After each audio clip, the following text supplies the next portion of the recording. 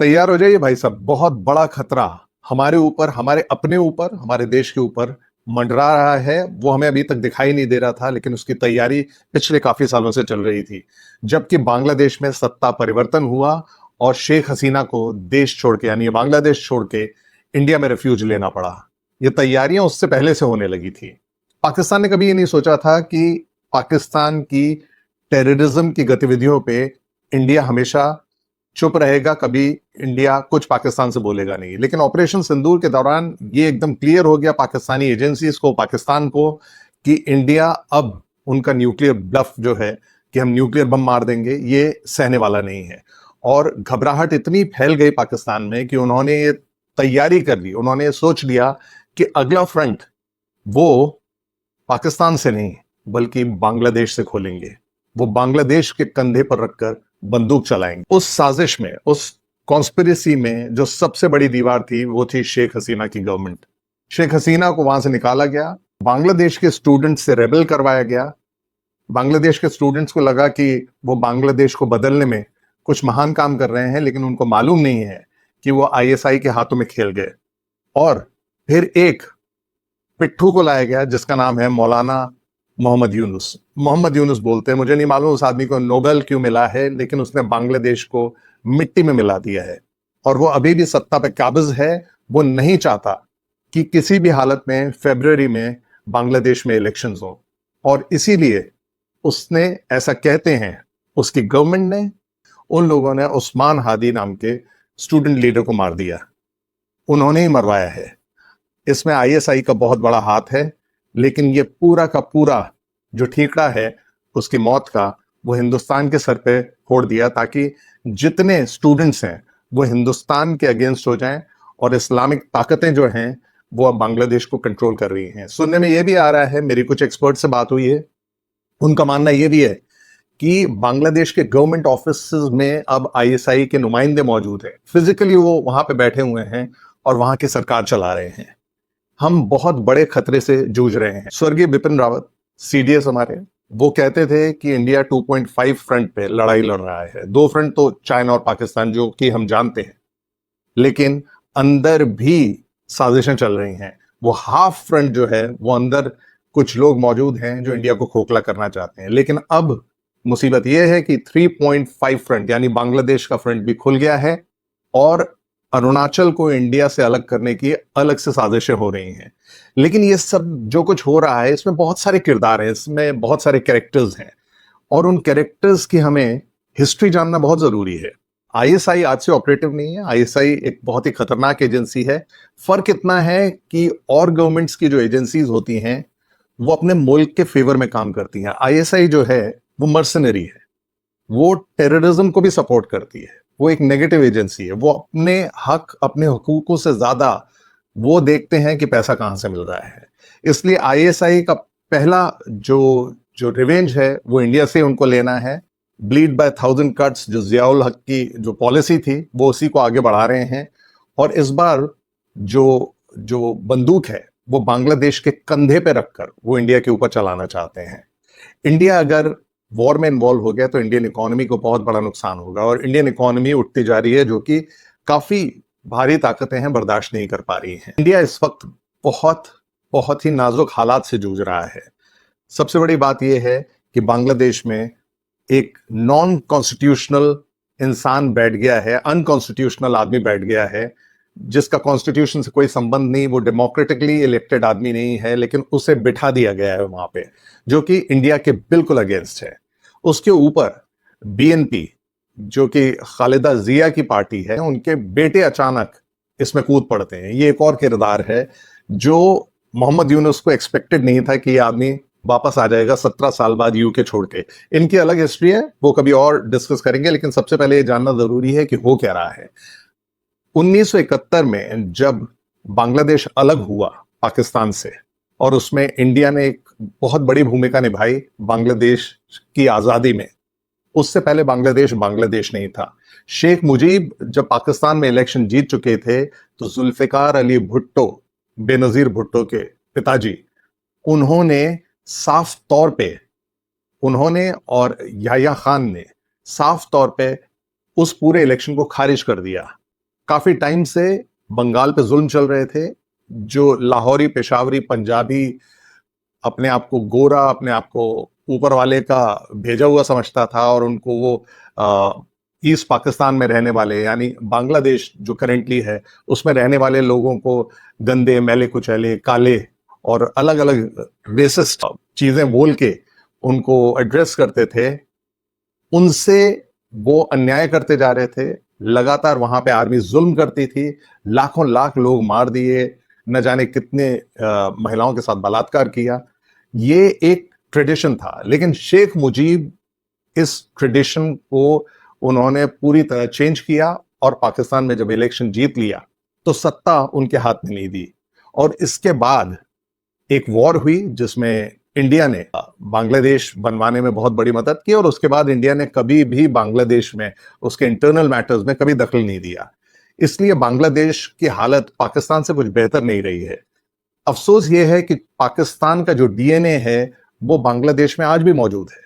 जो पाकिस्तान में होता रहा, कभी भी मार्शल लॉ लग जाना, कभी भी आर्मी काबिज हो जाती है, आर्मी कू होते रहते हैं, वो बांग्लादेश में भी होता रहा।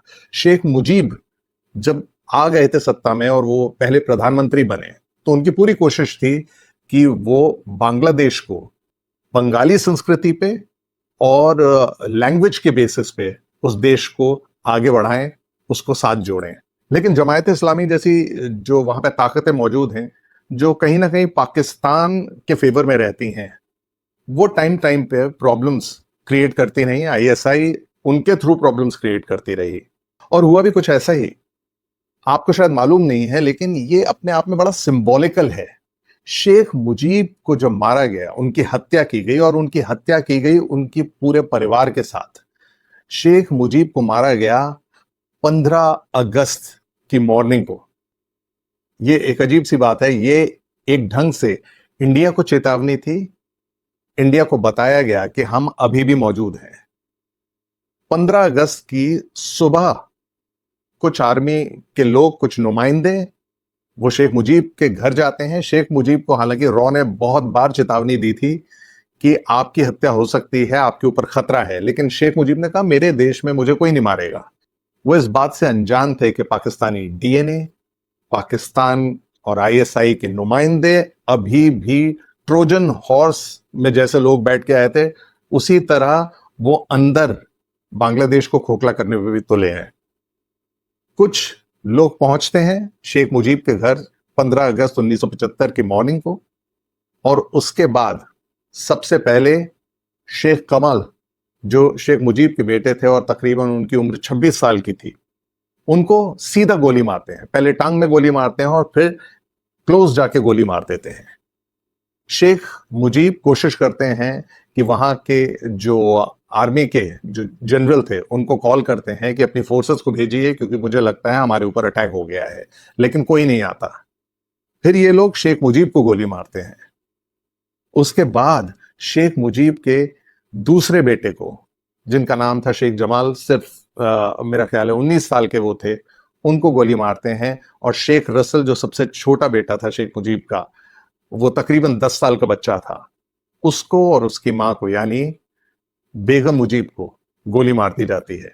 इसी के साथ में शेख नसीर, जो कि शेख मुजीब के, मुजीबुर रहमान के भाई थे, उनको भी खून के घाट उतार दिया जाता है। ये सब आप सोचिए, एक घर में बाकायदा एक प्राइम मिनिस्टर के साथ होता है। बांग्लादेश का इतिहास यही रहा है और वो आज तक बदला नहीं है। बड़ी बात यह है कि शेख मुजीब की दोनों बेटियां, शेख हसीना और शेख रेहाना, उस दौरान उनके साथ नहीं थी, इसलिए वो दोनों बच गई। इसके बाद एक आर्मी कू होता है, अलग अलग कैरेक्टर्स इसमें आते हैं और बदलते जाते हैं, और एंड में सत्ता पे तकरीबन 7-8 साल के लिए काबिज हो जाते हैं जनरल जियाउर रहमान। जनरल जियाउर रहमान खालिदा जिया के हस्बैंड थे।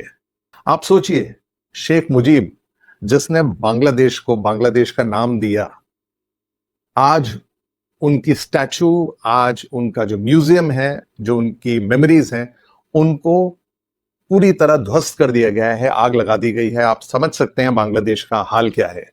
ये वो लोग हैं जो खुद को खाते हैं, बांग्लादेश की कौम एक ऐसी कौम है जो खुद को खाने पे तुली हुई है।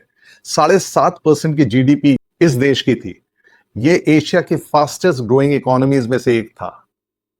रुपए जो था वो टका से कमजोर था।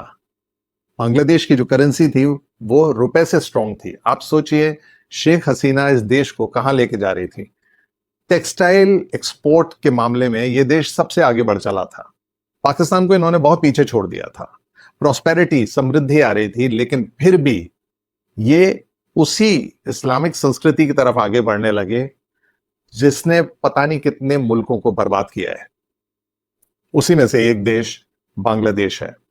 जब शेख मुजीब को मार दिया गया उस दौरान कहते हैं जनरल जियाउल हक, जो कि पाकिस्तान की सत्ता पर काबिज थे, उन्होंने खुशियां मनाई हैं और उन्होंने पूरा एक शिप भेजा है चावलों से भरा हुआ, एक भेंट स्वरूप उन्होंने एक गिफ्ट दिया था। वहां पे जो नेक्स्ट जो लोग तख्त पे आसीन हो गए थे उनको, आप समझ सकते हैं आईएसआई किस हिसाब से बांग्लादेश को बर्बाद करने पे तुली हुई थी, और अब वो सक्सेसफुल भी हो रहे हैं।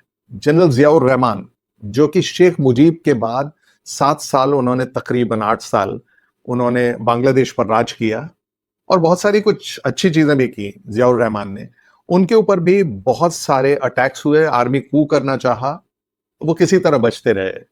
लेकिन बांग्लादेश का पूरा इतिहास खून में लिपटा हुआ है, खून की स्याही से लिखा गया है और वो आज तक कंटिन्यू कर रहा है। जनरल जिया का भी वही हाल हुआ जो शेख मुजीब का हुआ था। वही कुछ आर्मी के चुनिंदा छोटे मोटे ऑफिसर्स, उन्होंने जनरल जिया को गोली मार दी। उनकी वाइफ है खालिदा जिया। अब बेटा जो है, जो 17 साल बांग्लादेश में नहीं था, उसके ऊपर करप्शन के चार्जेस हैं, वो वापस लौट आता है और मोहम्मद यूनुस इस वक्त बहुत घबराया हुआ है। बड़ी बात जो सुनने में आ रही है वो ये है कि इस वक्त मोहम्मद यूनुस ये नहीं चाहता कि इलेक्शंस हो।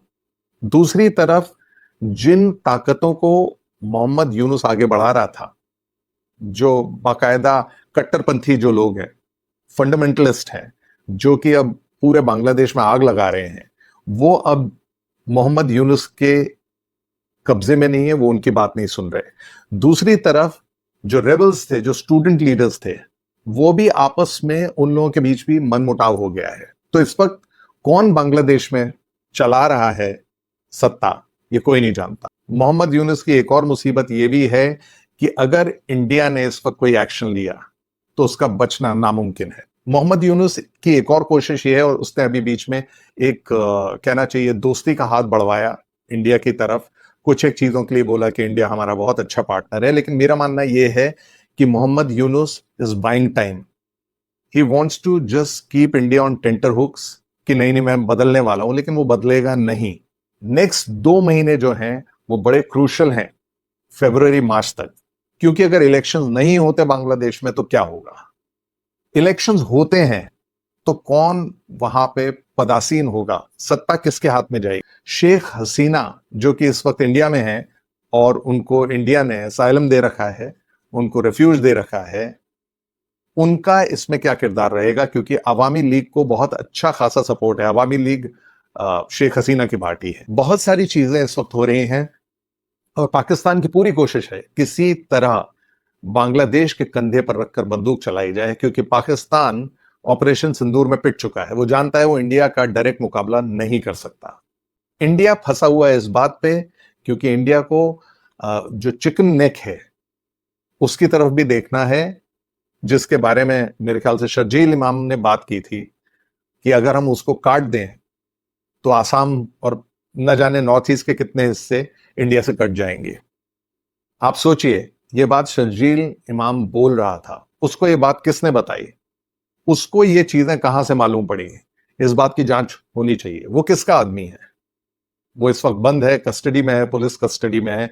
और बहुत सारे जेएनयू के जो स्टूडेंट्स थे वो पॉल्यूशन के बहाने आए और बाद में शर्जील इमाम और हिडमा माडवी, जो कि एक माओइस्ट था जिसको ठिकाने लगा दिया गवर्नमेंट ने, एनकाउंटर में वो मारा गया, उसके फेवर में नारे लगाने लगे। आप सोचिए, पॉल्यूशन का बहाना लेके, पॉल्यूशन के अगेंस्ट प्रोटेस्ट था और फिर बात इन लोगों की होने लगी। एक बहुत ही मतलब मोटा चश्मा लगाए हुए एक महिला थी, और पता नहीं अजीबोगरीब एक किस्म के लोग हैं, वो पता नहीं कौन सी स्पीशीज है, मैं नहीं जानता वो इंसान है भी या नहीं। लेकिन ये कौन लोग हैं, इनको कौन भड़काता है? क्योंकि इनका अपना दिमाग नहीं है, ये तो सिर्फ फुट सोल्जर्स हैं। इनको किसी ने भेजा है, एक नैरेटिव बनाना है फॉरेन मीडिया में, क्योंकि फॉरेन मीडिया में लगना चाहिए कि इंडिया में माइनॉरिटीज पे जुल्म हो रहा है, और ये जो माओइस्ट हैं ये तो एक्चुअली में ये कहना चाहिए ये एक एक बड़ा आंदोलन कर रहे थे, ये एक मूवमेंट है, ये कोई मूवमेंट नहीं है, ये सब टेररिज्म के ही अलग अलग रूप हैं। एक है आइडियोलॉजिकल थिंक टैंक, जो कि ऐसे लोगों को, पृथकतावादी जो सेपरेटिस्ट हैं उनको सपोर्ट करता है, और कुछ लोग वो हैं जो कि फुट सोल्जर्स हैं, वो इस थिंक टैंक के आइडिया को मीडिया तक लेके जाते हैं। और फिर वो लोग हैं जो बंदूकें पकड़े हुए हैं, जो कि अंदर ही अंदर इंडिया में छेद करते रहते हैं, इंडिया के अंदर अलग ही अलग टेररिज्म की गतिविधियां करते रहते हैं। इंडिया इस वक्त ऐसे मुहाने पे, एक ऐसे कहना चाहिए क्रिटिकल पॉइंट पे है, डेलिकेट पॉइंट पे है, जहां पे बहुत जरूरी है हम लोगों का जानना कि हमारे आसपास क्या चल रहा है। ऐसे बहुत सारे बांग्लादेशी स्लीपर सेल्स इंडिया में मौजूद हैं, पाकिस्तानी स्लीपर सेल्स मौजूद हैं, इंडिया में ही ब्रेन वॉश्ड लोग मौजूद हैं, जो कि वेट कर रहे हैं कि फॉरेन एजेंसीज के इशारे पर इंडिया को डिस्टेबलाइज किया जा सके। अब पूछने वाली बात यह है कि ऐसा क्यों किया जा रहा है? ऐसा इस वजह से किया जा रहा है कि इंडिया की ग्रोथ अब किसी को पसंद नहीं आ रही है। किसी ने सोचा नहीं था इंडिया ग्रो करेगा, और ग्रो तो करेगा, लेकिन वो हमारा पिट्ठू बन के ग्रो नहीं करेगा, वो एक सॉवरन नेशन की तरह ग्रो करेगा, इंडिया एक इंडिपेंडेंट नेशन की तरह ग्रो करेगा। इसीलिए भारतवर्ष टॉक्स जो हमारा यूट्यूब चैनल है, इसमें मैं अलग अलग टॉपिक्स लाता रहूंगा, आपको बताता रहूंगा कि क्या चल रहा है इस वक्त इंडिया के साथ। और आप इसमें कंट्रीब्यूट कीजिएगा, क्योंकि भारत हमारा है, हम सबका है। और सब्सक्राइब कीजिए, लाइक कीजिए, शेयर कीजिए अगर आपको ये वीडियो पसंद आया हो। अगर आपके आइडियाज हो तो वो भी शेयर कर सकते हैं कमेंट्स में। We would be more than happy to listen to you.